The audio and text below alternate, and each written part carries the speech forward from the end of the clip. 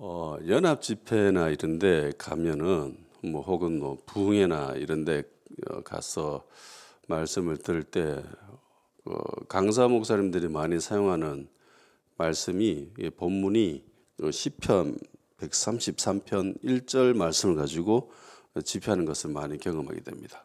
연합에 대한 말씀이거든요. 이렇게 되어 있습니다. 보라, 형제가 연합하여 동감이 어찌 그리 선하고 아름다운고. 연합에 대한 아름다운 말씀들을 소개하고 있죠. 연합 좋죠. 따로따로에 있었던 사람들이 하나의 목적을 가지고 하나가 되는 거 굉장히 아름다운 모습입니다. 근데 무조건 연합이 좋은 것만은 아니죠. 왜냐하면 마귀들도 연합하기 때문입니다. 마귀들도 하나의 목적을 가지고 서로 협력을 하고 서로 도와주고 연합합니다. 물론 결정적일 때 걔네들은 깨지지만은 뭐 연합하는 아름다운 모습들도 있습니다. 깜빵 동기들끼리 굉장히 친밀하고 연합 잘해요. 걔들. 근데 시편은 이 하나님의 자녀들을 향한 연합이죠. 그래서 연합 그 자체가 중요한 게 아니라 어떤 목적을 가진 연합인가가 더 중요합니다. 지금 본문에 보면은 예수님을 넘어뜨리기 위해서 책 잡으려 하기 위해서 이게 원문의 뜻을 보면은 사냥하기 위한 그런 의미를 내포하고 있는 단어예요. 사냥하기 위해서 예수님을 두 세력이 연합을 합니다.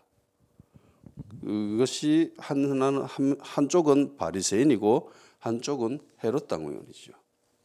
성경이 이 두 세력을 꼭 집어서 언급한 이유에는 특별한 이유가 있습니다. 왜냐하면 이들이 연합했다라는 이야기가 당시 사람들로서는 상상할 수도 없는 거, 굉장히 기이한 일이 벌어진 겁니다. 그러니까 이게 이 두 세력은 본질상 성격이 완전히 다릅니다. 색깔이 완전 달라요.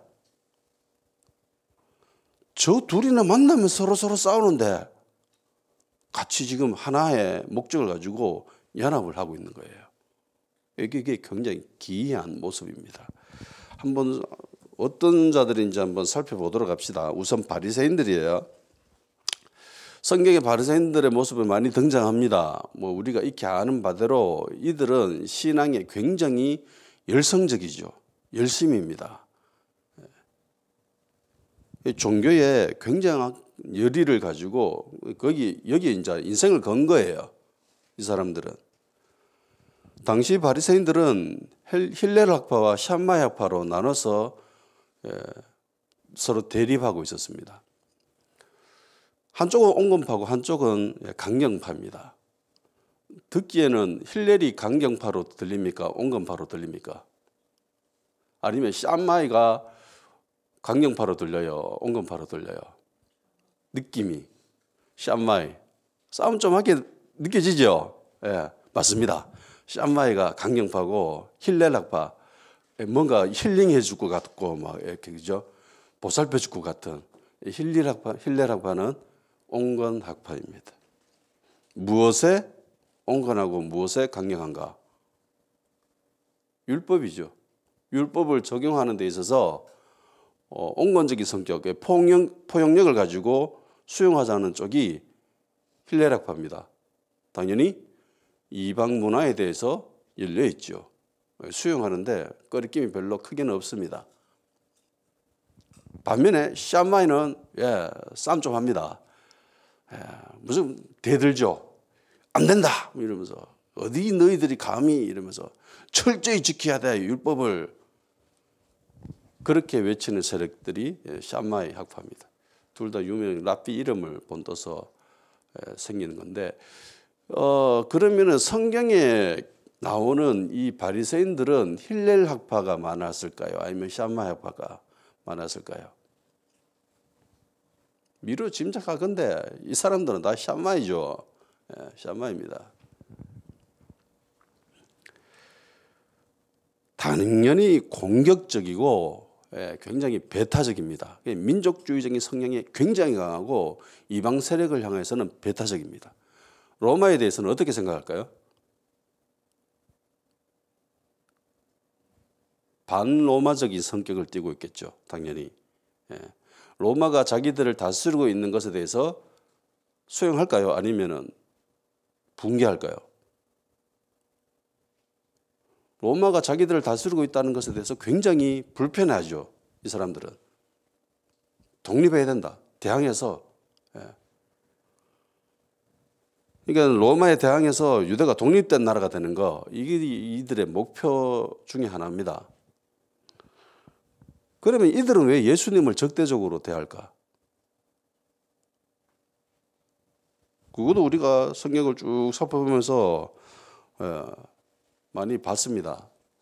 왜냐하면 당시 이들이 굉장히 중요하게 여겼는 것이 율법이고 정결의식입니다. 그러니까 율법을 지키는 기본적인 것이 안식일이에요. 그런데 예수님은 율법, 자기들이 정말 소중하다고 여기고 있는 율법과 안식일과 뭐 정결의식, 밥 먹기 전에 손 씻고 뭐 이러는 것들 있잖아요. 이런 것을 굉장히 경계를 별로 안 가지고 그냥 막 자기들이 생각하기에는 이거를 깨부수는 듯이 생각하고 행동하는 거죠. 그러니까 이게 너무너무 이들은 예수님 보기가 불편한 겁니다. 그리고 이 바리새인들은 율법에 대해서 굉장히 철저하잖아요. 그러니까 주인들과 뭐 세리들과 뭐 창기들 얘네들과 상종을 안 하죠. 같이 어울리지도 않고 같이 밥 먹지도 않습니다. 식사도 안 합니다. 근데 예수님은 어떻게 해요?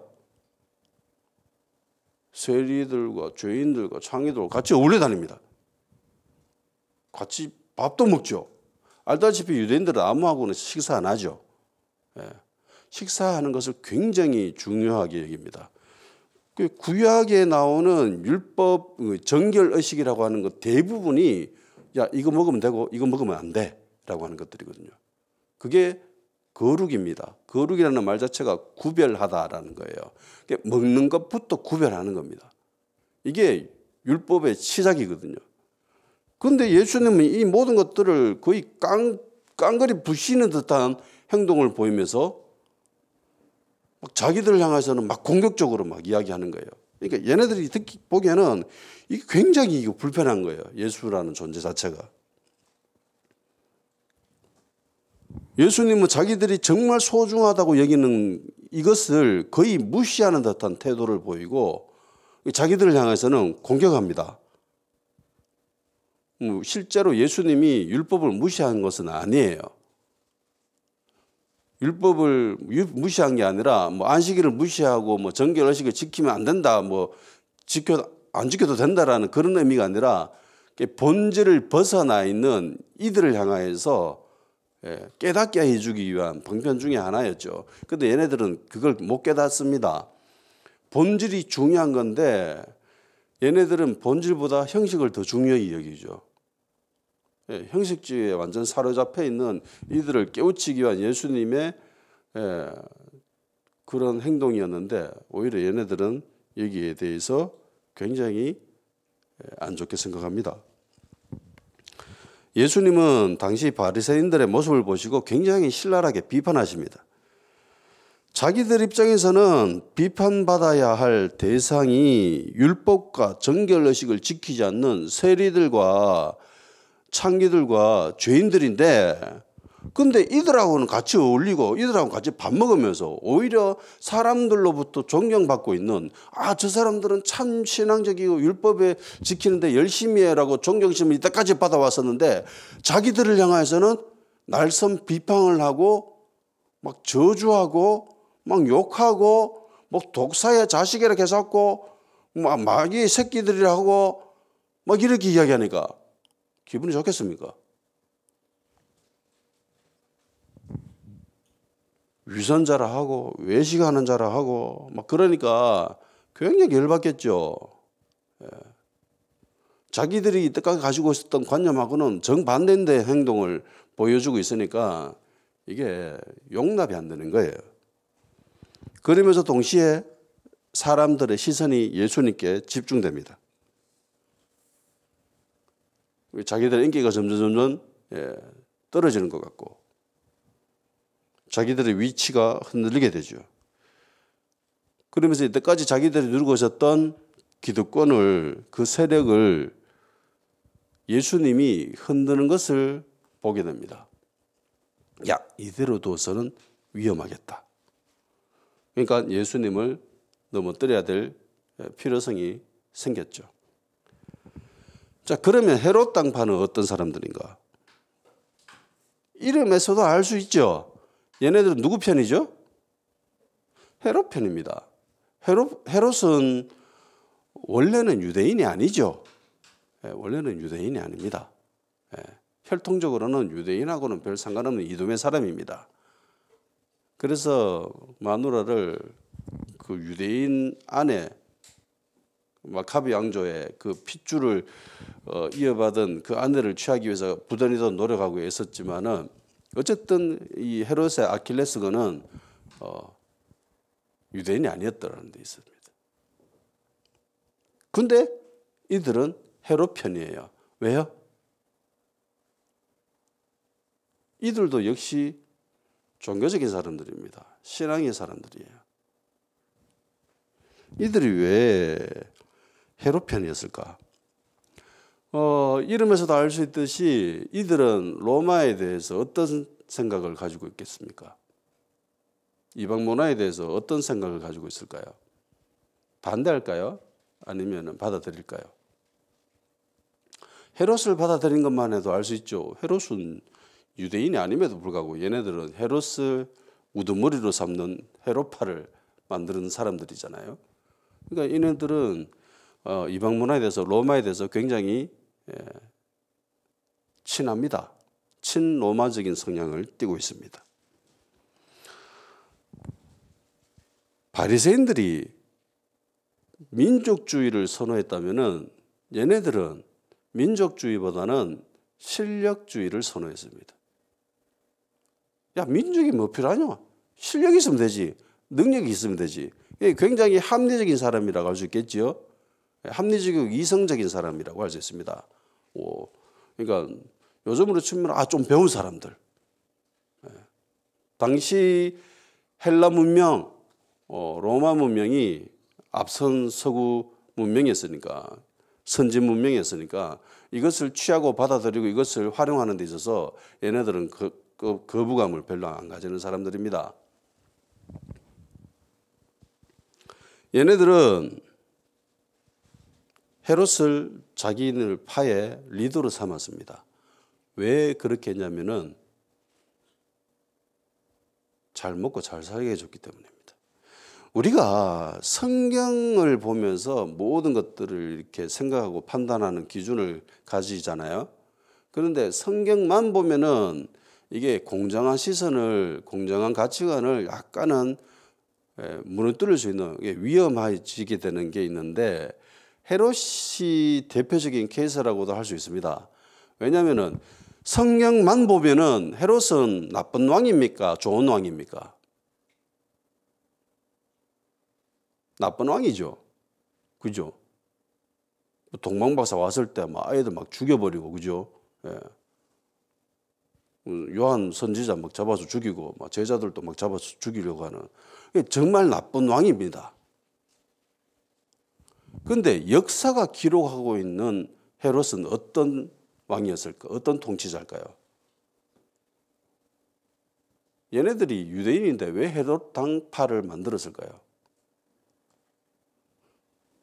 헤롯은 역사적으로 보면은요, 꽤 실력이 있는 통치자였습니다. 당시에 성전이었던 그 유대 성전 있잖아요. 헤롯이 증축을 하지요. 지금도 건물 하나 그렇게 지으려면은 어마어마한 비용이 듭니다. 그런데 헤롯은 유대 성전뿐만이 아니라 이스라엘에서 꽤 유명한 도시들을 많이 새롭게 건설했습니다. 도시를 새롭게 건설하고 성전을 새롭게 증축하는 거, 이게 돈이 비용이 어마무지하게 들잖아요. 그죠? 근데 이거를 다 완수했습니다. 헤롯이. 그리고 헤롯 시대 때 역사적으로 보면은 이스라엘은 굉장히 윤택한 삶을 삽니다. 풍요로운 삶을 살아요. 그래서 잘 먹게 잘 살게 해준 것이 헤롯이다라는 생각을 하게 된 거죠. 어떤 이들은 심지어 헤롯이 그리스도가 아닐까라는 생각을 가지기도 했습니다. 그만큼 헤롯이 유대인들에게서 굉장히 경제적으로 윤택한 삶을 보장해 줬습니다. 그러니까 당연히 따를 수밖에 없죠. 모든 사람들이 잘 먹고 잘 살게 해주는 리더를 좋아합니다. 대통령 선거할 때 제일 먼저 내세우는 게 뭡니까? 경제잖아요. 내가 대통령 되면 잘 먹고 잘 살게 해주겠습니다. 이게 대통령 후보가 내세우는 제1의 원칙입니다. 그죠? 늘 그래요. 사람들의 관심이 거기에 있다라는 거죠. 그거 충족시켜주면은 괜찮다라는 거예요. 그러니까 헤롯은 한마디로 실력 있는 왕이었습니다. 실력 있는 통치자였어요.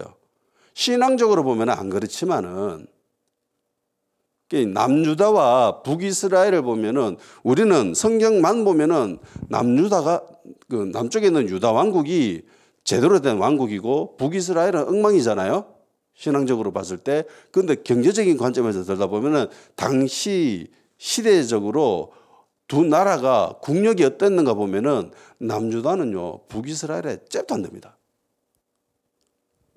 북이스라엘이 진짜 몇 배나 잘 살았습니다.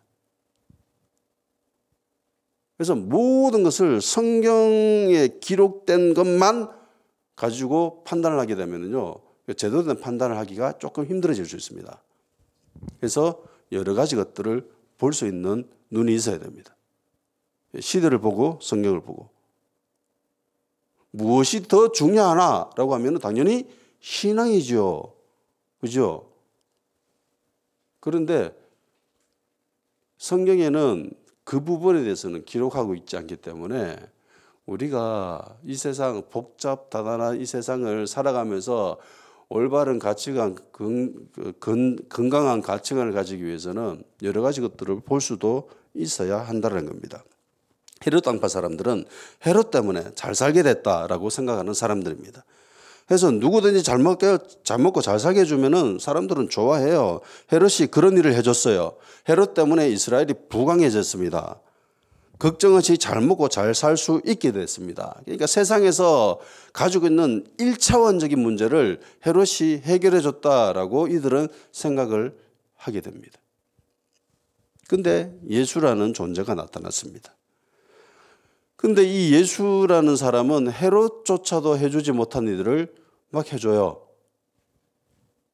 그러니까 사람들이 점점 예수에게로 몰리게 되겠죠. 그리고 이때까지 헤롯 땅파 사람들은 헤롯에게 잘 보여서 한 자리씩 차지하고 잘 살고 잘 먹고 있었습니다. 그런데 분위기가 심상치 않아요. 사람들이 점점 헤롯이 아닌 예수가 그리스도가 아닐까라는 생각이 점점 더 커지게 됩니다. 이러면 자기들의 위치, 자기들의 세력, 자기들의 기득권 이런 것들이 위험하게 되죠. 왜냐하면 자기들이 가지고 있었던 기반을 예수가 흔들고 있기 때문에. 해서 넘어뜨려야 된다라고 하는 필요성 역시 대두가 됩니다. 그런데 이 두 세력이 연합을 했습니다. 성격이 완전히 다르죠. 성격이 완전히 다릅니다. 정반대의 성격을 가지고 있는 두 집단이 지금 예수를 사냥하기 위해서 연합을 했습니다. 하나가 됐어요. 본문에서 지금 얘네들이 예수님을 넘어뜨리기 위해서 문제를 내잖아요. 가이사에게 세금을 내야 됩니까? 말아야 됩니까? 라고 질문을 합니다. 왜냐하면 두 집단이 여기에 대해서 완전히 상반된 견해를 가지고 있기 때문이에요. 헤롯 땅파 사람들은 가이사에게 세금을 내는 것에 대해서 찬성하겠습니까? 아니면 반대하겠습니까? 당연히 찬성하겠죠. 친로마적이니까. 반면에 바리새인들은요, 세금 내면 안 된다라고 생각했죠. 하나님께만 내야 되지 어떻게 너희 감히 로마 황제인 가이사에게 그 세금을 내냐? 안 된다 라고 하는 사람들이죠.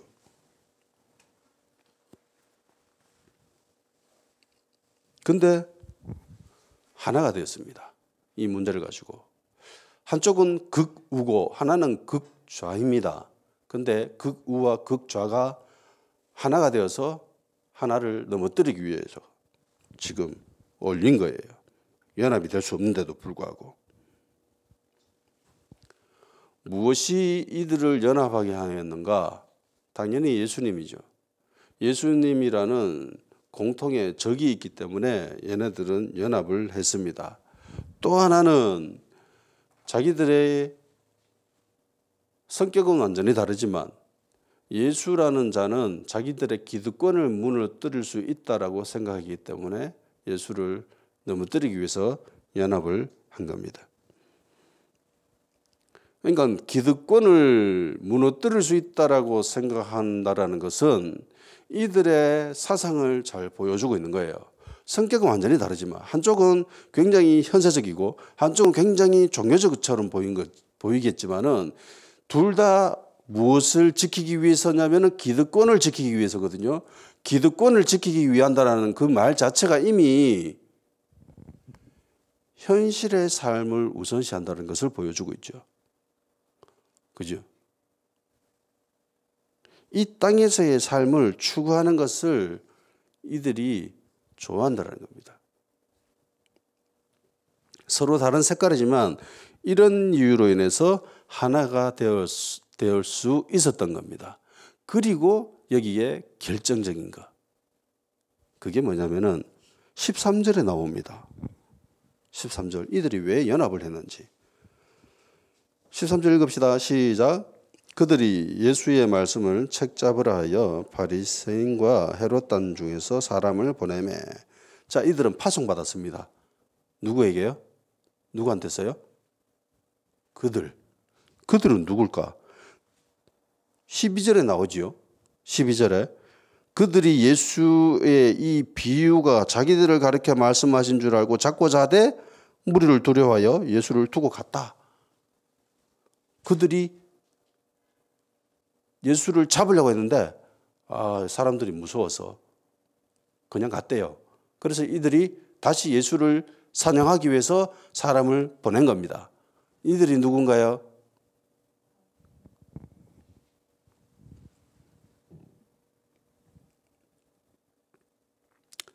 (11장 27절에) 나오지요. 그들은 대제사장과 서기관들과 장로들입니다. 이 사람들은 누구죠?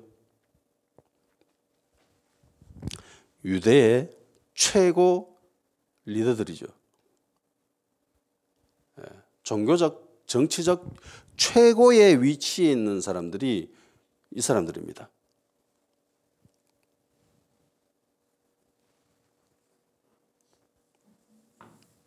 최고의 기득권을 가지고 있던 사람들, 최고의 위치에 있었던 사람들, 예수로 인해서 가장 큰 피해를 받고 갔다라고 생각하는 사람들이 바로 이 사람들이죠.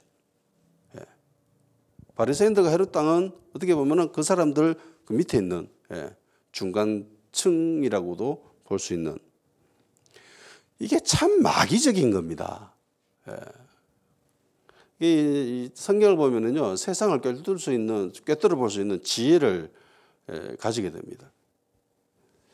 한때 우리나라가 최저 시급 문제 때문에 굉장히 시끄러웠던 적이 있습니다. 근데 이 최저 시급 때문에 싸웠던 사람들은 아이러니하게도 을과 을이었습니다. 그러니까 최저 시급을 줘야 되는 사람들은 갑의 위치에 있는 사람들이 아니죠. 사회적으로 봤을 때. 대한민국 사회 계층을 봤을 때 최저 시급을 줘야 될 정도의 사람들은 그 업체의 주인은 주인이지만 그 업체가 잘 나가는 업체는 아니죠. 왜냐하면 대기업은 최저시급 안 줍니다. 대기업 다니는 사람들 최저시급 받는 거 봤습니까? 안 받아요. 대기업에 다니는 노동자들은요, 시급이 최저시급이 아니에요. 그 노동자들은 많은 사람들은 억 단위를 받죠. 노동자가 그냥 노동자가 아니에요. 귀족 노조라고도 이야기하잖아. 그 정도로 많은 돈을 버는 사람들입니다. 여기에서 최저시급을 줄 수 있는 사람들은 을의 위치에 속한 주인들이죠. 업주지요. 그리고 최저시급 받는 이들은 또한 사회적으로 봤을 때 을의 위치에 있는 사람들이죠. 최저시급이라고 하는 것은 대한민국 국민으로서 노동을 했을 때 받을 수 있는 최저시급인 거예요. 한 시간에 받을 수 있는 요 밑으로는 주면 안 돼. 요 이상 줘야 돼라고 하는 커트라인이잖아요. 그죠? 그래서 웬만한 업체는 괜찮은 업체는요. 최저시급 이상으로 줍니다. 그러니까 이 최저시급으로 다툰다라고 하는 것은 을과 을의 싸움인 거죠. 그죠? 그러니까 갑은 싸움을 은근슬쩍 부추겨 놓고 그 싸움에서 빠집니다. 그냥 말만 툭 던져놓고 빠져버려요. 얘네들 보이는 모습과 똑같아요. 툭 던져놓고 자기들은 뒤에서 빠져가지고 지켜봅니다. 이 수법에 넘어가는 사람들은 자기들끼리 을과 을끼리 서로 치고받고 싸우죠. 원수가 되고.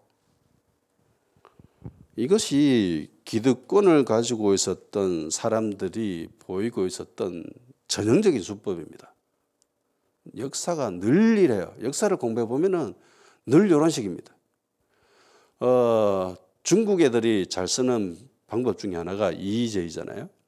오랑캐를 다스린다 하는 것이 걔네들의 법칙입니다. 그래서 서로 부추겨가지고 서로 싸우게 하다가 서로 힘이 약해졌을 때 와가지고 잡아먹는. 늘 역사는 이 수법에 넘어가고 그랬습니다. 역사에 여러 표면적인 이유들은 있었지만은 늘 진짜 이유는요, 이런 기득권 때문에 벌어지는 일들이 대부분입니다. 근데 이 기득권을 아무런 힘을 못 쓰게 만들어 버릴 수 있는 강력한 힘을 가지고 있는 것이 복음입니다. 복음은 이 땅에 있는 그 어떤 기득권도 무너뜨려 버리죠. 박살내 버리잖아요. 예수 그리스도는 이 땅에 있는 그 모든 자기들이 누리고 있었던 그 기득권, 그것을 한순간에 박살내 버립니다. 그러니까 이 땅의 기득권이라고 하는 것은 이 땅에서 자기가 누리고 있었던 그 위치, 세력, 힘, 파워, 그런 것들이거든요. 대부분 그런 것은 재정으로부터, 재물로부터, 돈으로부터 시작을 하잖아요. 그죠? 그래서 예수님은 이야기하시는 거예요. 한 사람이 두 주님 못 섬긴다. 너희가 하나님과 재물을 겸하여 섬길 수 없다. 그러니까 예수 믿는 사람이라고 하면은 재물을 섬길 수 없다라는 거죠. 이 땅에서 재물을 섬길 수 없다라는 것은 이 땅의 기득권적인 삶을 포기한다는 겁니다. 맞죠? 예수 믿는 사람은요, 이 땅에서의 삶을 추구하는 사람들이 아니잖아요. 이 땅의 것을 추구하게 만드는 것이 기득권입니다. 오직 이 땅에서만 통용되잖아요. 이 땅에서 삶이 그 위치, 누리고 있었던 그 명예, 힘과 파워, 부귀 이런 것들을 저 세상에서도 동일하게 누릴 수 있습니까? 아니죠. 오직 이 땅에서만 통용되어집니다. 근데 성격이 완전히 다른 바리새인과 헤롯 땅이지만은 얘네들이 가지고 있었던 것도 이 땅을 추구하는 것이었잖아요. 이 땅에 있는 것들을. 근데 예수님은 이 땅에서의 삶을 위해서 오셨습니까? 물론 이 땅에서 삶을 살아가고 있는 우리들을 위해서 오셨습니다. 그리고 이 땅에서 우리가 살아가는 데 있어서 필요한 그 여러 가지 문제들도 해결해 주셨습니다. 근데 그것만을 위해서 오셨어요? 아니죠. 얘들아, 이 땅에서의 삶은 이게 전부가 아니야. 영원한 삶이 있어. 그러니까 인간이 가지고 있었던 근원적이고 근본적인 문제를 해결해 주기 위해서 오셨습니다. 그게 죄와 사망의 문제죠. 예수님은 그걸 해결해 주러 오신 거예요. 우리에게 영생을 주시기 위해 오셨습니다. 예수님은 이 땅의 삶도 보살펴 주고 해결해 주시지만은 보다 근원적인 문제를 우리로 하여금 보게 해 주시고 그걸 해결해 주시기 위해서 오셨습니다.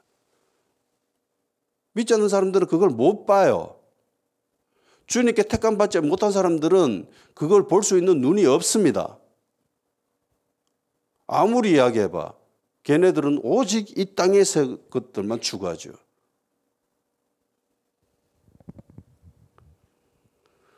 예수님을 믿는 그리스도인은 이 땅에서의 삶만을 추구해서는 안 된다는 거죠. 이 땅에서의 삶만을 추구하는 것은 그건 기득권을 추구하는 사람들의 모습과 똑같다라는 거예요. 그래서 하나님은, 예수님은 위의 것을 봐라. 하늘을 봐라. 그렇게 말씀하시는 거예요. 마태복음 16장 19절 너희를 위하여 보물을 땅에 쌓아두지 말라. 거기는 종과 동락이 행하며 도둑이 구멍을 뚫고 도둑질하느니라. 이 땅에서 쌓아놓지 마라. 보물들을 하늘에 쌓아라. 그렇게 얘기하십니다. 골로새서 3장 1절 2절 그러므로 너희가 그리스도와 함께 다시 살리심을 받았으면 위의 것을 찾으라. 거기는 그리스도께서 하나님 우편에 앉아 계시느니라. 위의 것을 생각하고 땅의 것을 생각하지 말라. 이 땅의 것들을 생각하지 말랍니다. 이 땅의 것들을 추구하지 말래요. 하늘에 있는 것들을 바라요. 하늘의 것을 바랍니다. 고린도서 3장 5절 그러므로 땅에 있는 지체를 죽이라. 곧 음란과 부정과 사욕과 악한 정욕과 탐심이니 탐심은 우상 숭배니라. 아멘.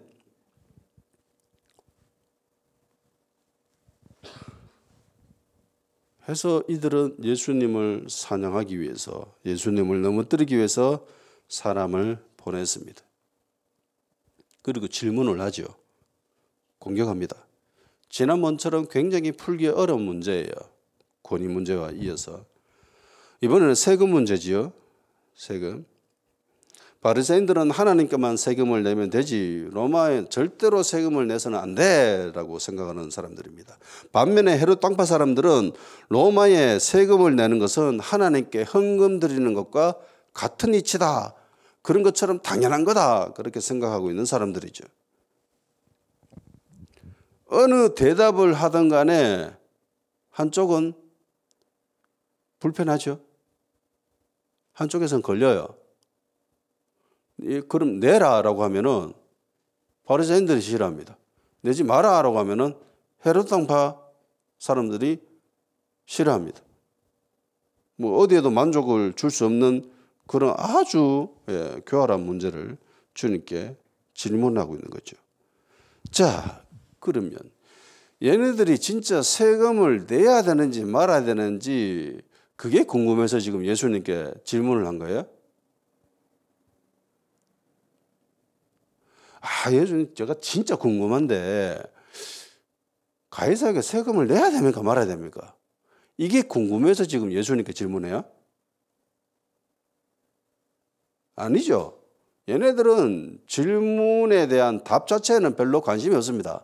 이미 답은 정해져 있지요. 헤롯 땅파 사람들은 세금을 내야 된다라는 답을 가지고 있어요. 바리새인들은 세금을 내면 안 된다라는 답을 가지고 있어요. 이들이 원하는 건 뭡니까? 이들은 예수님이 이 문제를 풀지 못하는 것에 관심이 있습니다. 문제를 풀고 이거는 관심이 없어요. 이미 답을 가지고 있기 때문에. 예수님이 문제를 풀지 못하는 그 상황, 그 상태, 거기에 얘네들은 관심이 있는 거예요.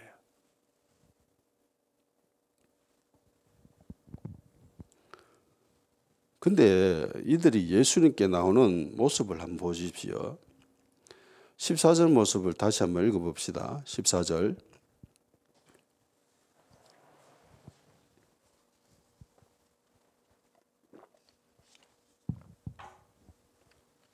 시작. 와서 이르되 선생님이여 우리가 아노니 당신은 참되시고 아무도 꺼리는 일이 없으시니 이는 사람을 외모로 보지 않고 오직 진리로서 하나님의 도를 가르치심이니이다. 가이사에게 세금을 바치는 것이 옳으니까 옳지 아니하니까. 아멘. 자, 얘네들이 하는 모습이 참일까요? 거짓일까요? 예수님은 참되실까요? 아니면 참되지 않으실까요? 참되죠. 자, 예수님은 꺼리는 일이 있을까요? 꺼리지 않으실까요? 꺼리는 일이 없습니다. 굉장히 어떤 행동을 하는데 단호하죠. 시원하십니다. 명쾌하십니다. 자, 예수님은 사람을 외모로 보십니까? 외모를 보지 않습니까? 외모를 안 보죠. 사무엘이 고백한 것처럼 하나님은 여호와는 사람을 외모를 취하지 않는다는 그 말씀처럼 예수님은 외모를 보시지 않습니다. 자, 예수님은 진리로 하나님을 도를 가르칩니까? 가르치지 않습니까? 가르치지요. 얘네들이 하는 말은 다 맞는 말이에요? 틀린 말이에요? 맞는 말입니다. 근데 이 말을 하면서 예수님한테 가이사에게 세금을 내야 합니까? 말아야 됩니까? 라고 질문하죠. 그죠? 이게 굉장히 교활한 모습이죠. 이것도 굉장히 마귀적인 모습입니다. 맞는 말인데 이게 마음에 있는 말입니까? 마음에 없는 말입니까? 마음에 없는 말이죠. 얘네들이 이 질문을 왜 합니까? 예수님을 찬양하기 위해서입니다. 책잡을 하기 위해서요. 넘어뜨리기 위해서 질문하는 거예요. 그러니까 이 말은 자기들이 가지고 있었던 속마음이 아니에요. 마음에도 없는 소리를 하는 거예요, 지금. 이 사람들이. 사랑하는 여러분, 살아가면서 조심해야 될 사람들이 바로 이런 사람들이에요. 마음에도 없는 소리 하는 사람들. 마음에도 없는 소리 하는 사람들. 위선적인 사람들. 마음에도 없는 소리 하는 사람들은 뻔합니다. 다른 속셈이 있어요. 왜 마음에도 없는 소리 하냐면 다른 속셈이 있기 때문입니다. 이 사람들이 맞는 말인데 마음에도 없는 소리를 합니다. 왜냐하면 속셈이 있기 때문에. 예수님을 넘어뜨리기 위해서. 예수님을 찬양하기 위해서. 속마음은 전혀 아닌데 겉으로만 번지르하게 이야기하는 사람들. 듣기 좋은 소리 하는 사람들. 이 사람들 조심해야 됩니다. 전형적인 사기꾼들이 보이는 형태죠. 사기꾼들은요, 사람의 마음을 얻는데 전문가입니다. 어떻게 사람의 마음을 얻느냐? 좋은 소리 해주죠, 좋은 소리. 듣기 좋은 소리. 일단은 그 사람의 마음을 얻기 위해서 온갖 말 다 합니다. 예.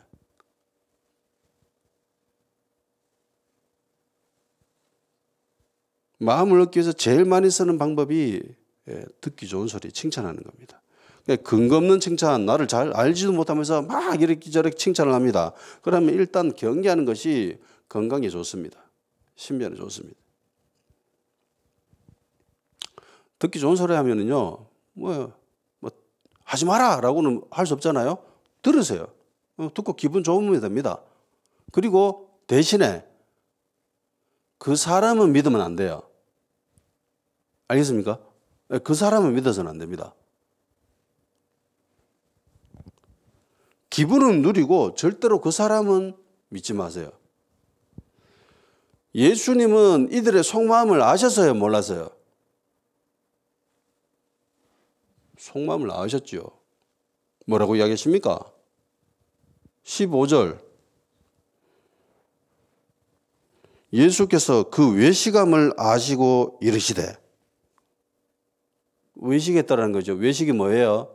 겉과 속이 다르다는 거잖아요. 그러니까 겉으로 하는 말은 맞는 말만 합니다. 참말을 하죠. 근데 속에는 아니라는 거죠. 속은 아니었습니다. 속마음에도 없는 소리를 하고 있었다는 거예요. 그래서 넘어가지 않으셨다는 거죠. 본질을 꿰뚫고 있었기 때문에 안 넘어갔다는 거예요. 야, 얘네들이 말하는 거 봐라. 근데 얘네들이 나를 넘어뜨리려고 왔구나 라는 걸 아셨다는 겁니다. 사람의 됨됨이는 그 사람의 말에 있는 것이 아닙니다. 행동에 있죠. 말도 중요하지만 말보다 훨씬 더 중요한 것이 행동입니다. 실천입니다. 다 같이 마태복음 21장 28절에서 32절 말씀을 봅시다. 마태복음 21장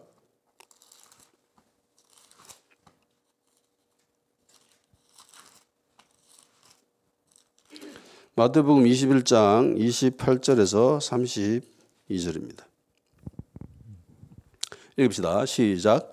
그러나 너희 생각에는 어떠하냐? 어떤 사람에게 두 아들이 있는데 맏아들에게 가서 이르되 예 오늘 포도원에 가서 일하라 하니 대답에 이르되 아버지 가겠나이다 하더니 가지 아니하고 둘째 아들에게 가서 또 그와 같이 말하니 대답에 이르되 실소이다 하였다가 그 위에 뉘우치고 갔으니 그 둘 중에 누가 아버지의 뜻대로 하였느냐 이르되 둘째 아들이니이다. 예수께서 그들에게 이르시되 내가 진실로 너희에게 이르노니 세리들과 창녀들이 너희보다 먼저 하나님 나라에 들어가리라.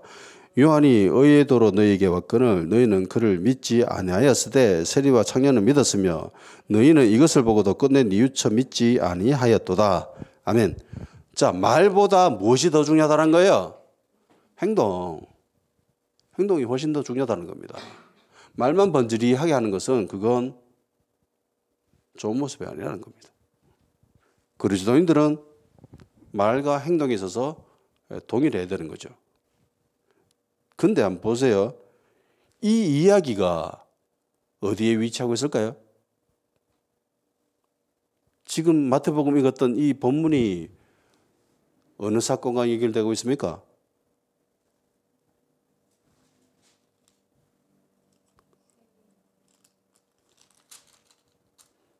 우리가 마가복음에 나오는 그 본문입니다. 무슨 권리로 이런 일을 하는데 그 이야기를 했을 때 예수님이 대답을 하시면서 이 비유를 들어서 설명을 하시고 바로 이어서 포도원 이야기를 하십니다.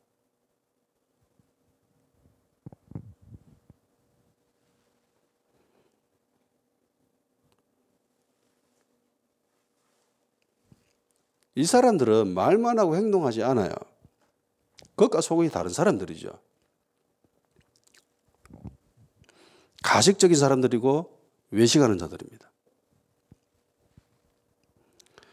야고보서 2장 14절 18절 내 형제들아 만일 사람이 믿노라고 행함이 없으면 무슨 유익이 있으리요? 그 믿음이 능히 자기를 구원하겠느냐? 만일 형제나 자매나 헐벗고 일왕을 양식이 없는데 너희 중에 누구든지 그에게 이르되 평안히 가라 덥게 하라 배부르게 하라 하며 그 몸에 쓸 것을 주지 않으면 무슨 유익이 있으리요? 이와 같이 행함이 없는 믿음은 죽은 것이라. 그러니까 믿음이 있다라고 말만 하고 믿음이 있는 행동은 하지 않으면 그 믿음이 쓸데있다라는 겁니까? 쓸데없다라는 겁니까? 쓸데없다라는 거죠. 죽었대요. 믿음이. 죽으면은 썩죠. 냄새나고 악취가 납니다. 소금이 쓸데없으면 어떻게 된다고요? 바깥에 버려서 사람들한테 밟힌다는 겁니다. 그러니까 그리스도인들이 말만 하고 행동하지 않으면 그건 죽은 믿음입니다. 죽은 믿음은 냄새나는 겁니다. 썩어요. 사람들한테 밟힌다는 겁니다. 요한일서 3장 17절 18절 누가 이 세상의 재물을 가지고 형제의 굽힘합을 보고도 도와줄 마음을 닫으면 하나님의 사랑이 어찌 그 속에 거하겠느냐. 자녀들아 우리가 말과 혀로만 사랑하지 말고 행함과 진실함으로 하자. 말만 하지 말라는 거예요. 말만 하지 마라. 그러니까 겉과 속이 똑같아야 된다. 근데 얘네들은 겉과 속이 다르죠. 예. 겉과 속이 다릅니다. 주의해야 될 것은요, 여기에서 믿음으로 하는 말과는 구별되어야 된다는 겁니다. 예. 믿음을 가지고서 저 사람을 보고 평가하고 이야기하는 것과 속과 겉이 다르게 표현하는 외식하고 가식하고 위선적인 것하고는 구별되어야 된다는 겁니다. 예를 들어서 부모가 그 아이를 향하여서 바라볼 때 저 아이가 지금 보이고 있는 행태는 공부 안 하고 맨날 싸돌아다니고 나쁜 친구들 만나가지고 막 그렇게 행동을 하는데도 불구하고 그 부모는 자기 아이가 착하다, 자기가 그래도 언젠가는 하나님께로 돌아올 거다라고 믿고 그렇게 말하고 하는 것은 그건 위선적인 게 아니죠. 그건 가식적인 게 아닙니다. 속마음과 마음, 겉이 다르는 게 아니죠. 그건 믿음을 드러내는 거잖아요. 그죠? 자기 속은 저 아이가 괜찮다고 생각한다는 겁니다. 비록 저희가 보이고 있는 모습은 그렇다 하더라도 현실과 동떨어져 있다 하더라도 자기는 그렇게 믿고 있기 때문에 그건 가식이 아니라는 거예요. 위선이 아닌 겁니다. 중요한 것은 말 자체가 아니라 속마음이죠. 속입니다. 진심이 중요한 거예요. 진심이. 왜 TV 보면은 노래 경연하는 프로그램들 나와서 이렇게 노래하는 사람들 있잖아요. 심사하는 사람들이 굉장히 중요하게 여기는 평가 중에 하나가 저 사람이 진실된가, 진실되지 않고 흉내내는가, 이런 것들 굉장히 중요하게 여기잖아요. 그러면서 저 사람의 마음이 묻어 나왔다, 진솔함이 나타났다, 이러면 굉장히 점수를 많이 받습니다.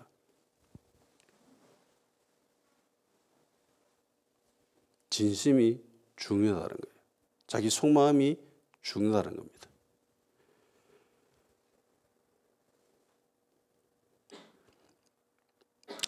에베소서 4장 22절 25절 너희는 육의 욕심을 따라 썩어져가는 구습을 따르는 옛사람을 벗어버리고 오직 너희의 심령이 새롭게 되어 하나님을 따라 의와 진리의 거룩함으로 지으심을 받은 새 사람을 입으라.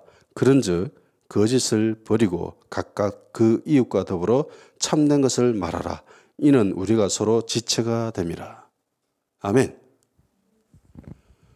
거짓을 벗어라라고 합니다. 옛사람의 특징이 거짓된 거죠.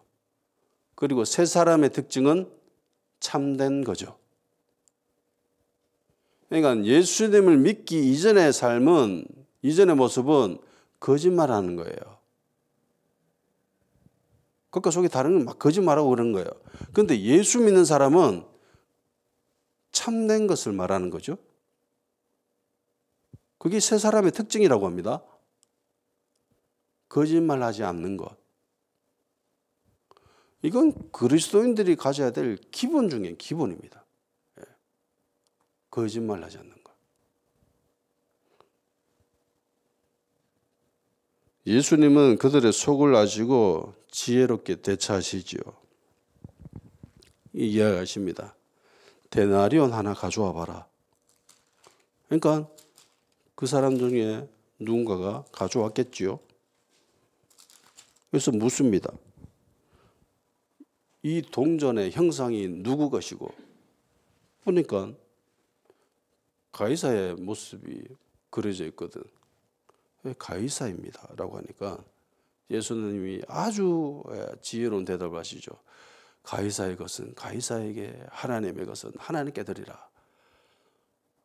진짜 대단하신 문제를 해결하셨습니다. 문제를 해결하는 것을 얘네들이 좋아할까요? 좋아하지 않죠. 좋아하지 않습니다.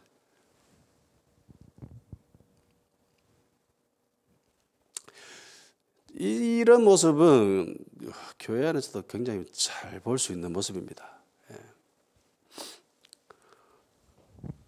두 쪽으로 나눠져 가지고 대립을 하죠. 좌와 우가 나눠져서 대립합니다. 좌가 맞다, 아니다, 우가 맞다, 이러면서 양극단이 서로 싸웁니다. 대한민국 모습과 비슷하지요. 둘 중에 무엇이 맞습니까? 라고 이야기합니다. 대한민국 사회가 질문합니다. 둘 중에 무엇이 맞습니까? 라고 질문합니다. 교회가 무슨 대답을 해야 될까요? 그리스도인은 무슨 대답을 해야 될까요?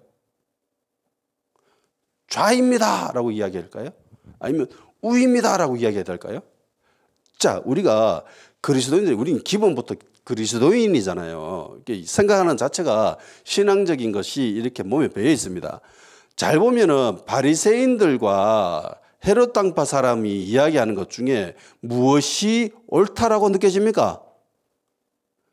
로마 황제인 가이사한테 세금을 내는 것이 이게 옳게 느껴집니까? 아니면 옳지 않게 느껴집니까? 저는 이게 옳게 않게 느껴져요. 왜냐면 로마 황제잖아.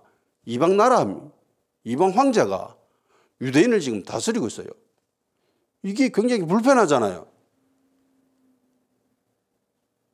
그러니까 신앙인의 관점에서 봤을 때는 바리새인들의 모습이 마치 옳은 것처럼 보여집니다. 그죠? 그런데 예수님은 뭐라고 하십니까?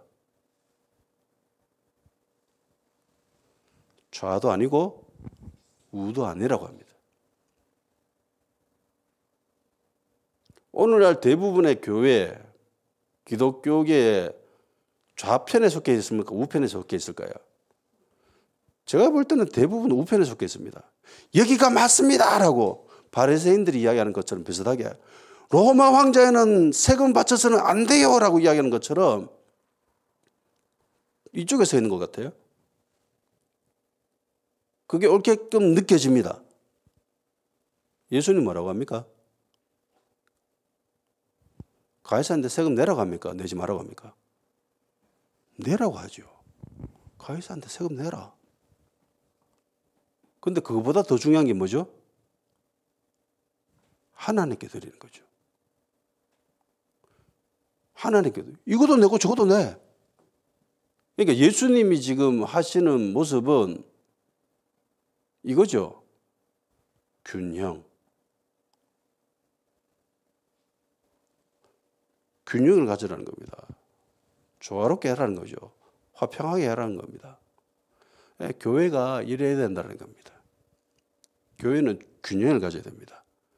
조화롭게 지내야 됩니다. 화평을 만드는 사람들이잖아요. 그죠? 피스메이커라고 하잖아요.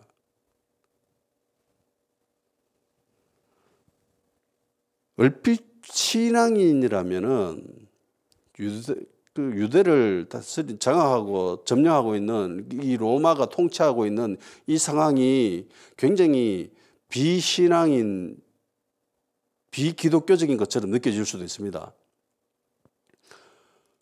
유대인의 관점에서는 안 맞는 것처럼 느껴져요. 세상의 권위에 대해서 대항하죠. 거부합니다. 대표적인 게 열심당파 사람들이고. 그런데 예수님 뭐라고 합니까? 세상의 권위에 대해서 대항하라고 합니까? 인정하라고 하죠. 예수님은 인정해 줍니다. 지난 시간으로 살펴봤듯이 권위를 인정해 주죠. 유다 총독에 대해서. 하나님이 나한테 권위를 주지 않았으면 네가 그 권위 가질 수 없다라고 이야기합니다. 인정해 주는 거예요. 세상의 권위도 인정해 주십니다. 그러면서 하나님의 권위를 더 중요시 여기는 건 그건 당연한 거고. 무슨 법이 더 상위법에 있는가?